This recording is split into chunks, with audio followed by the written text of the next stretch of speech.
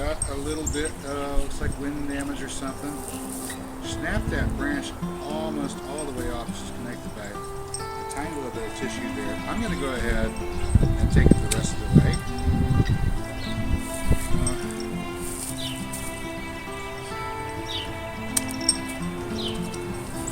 Loosening of things here.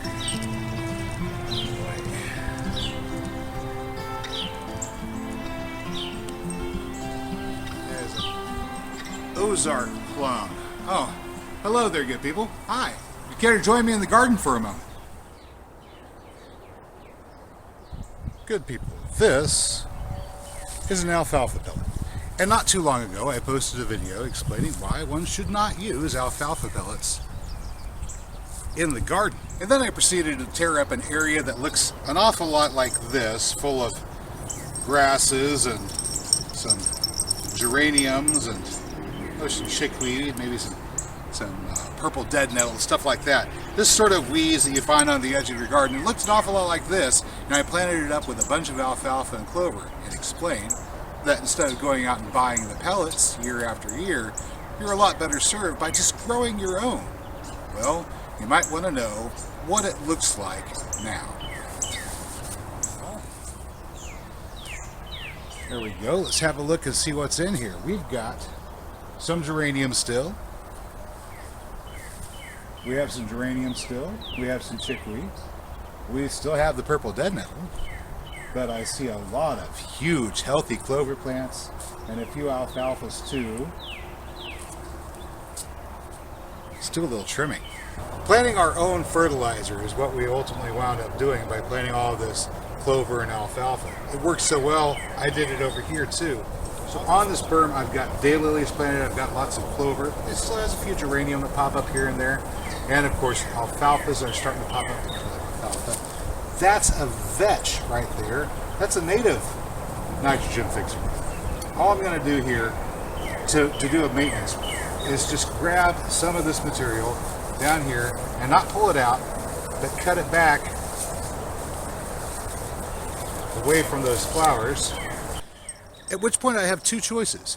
Either I can feed it to the ducks and get duck eggs and duck manure as fertilizer, or I can toss it down here and fertilize my peach tree. Down here, the action of cutting back this clover causes enough disruption to stimulate growth.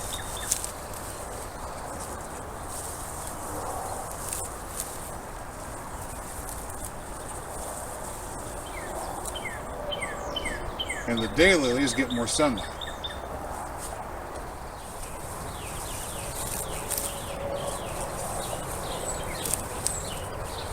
Oh look, there's still some grass growing out here.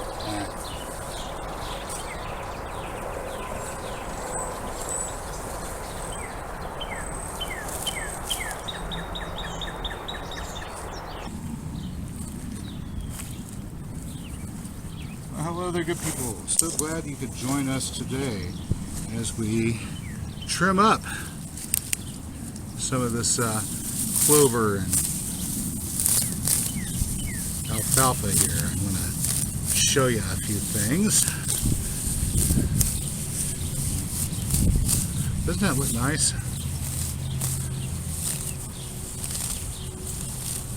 I don't know if the camera can, the microphone can pick up that sound as we do a little trim around here. I'm trimming around the backside of my berm. This is a planting with some red bud, peach tree, a few daylilies, other things. Ooh, nice, pretty high clovers here, high clovers. We're in high clovers. There we go.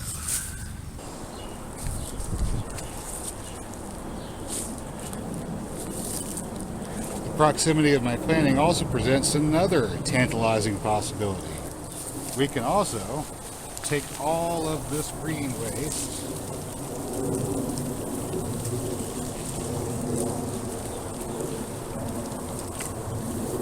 seeing as none of it's in seed at the moment. There we go. Now, as these decompose, the alfalfas, oh, that one's a live alfalfa. The alfalfa will feed the soil and give growth hormone to the alliums.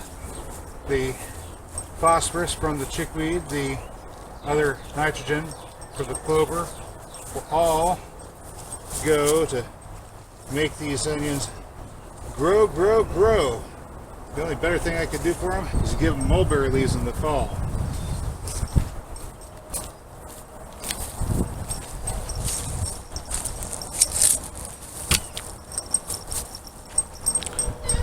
Hi, kitty. Fresh feed. There we go. Pick through that. See what you like. Even the stuff that they don't like, it's going to sit there. It'll draw the bugs in, and in a couple of days from now, they'll turn it over again and get the bugs out. So they're going to get a lot of food out of the stuff that I didn't use for fertilizer. And so there you have it, good people. That is the way I go about planting my own fertilizer. How cool is that? That's all I've got for you today. As always, I hope you found the video informative or entertaining, and if you did, you know what to do. I'll catch you next time. Until then, get out there and get growing.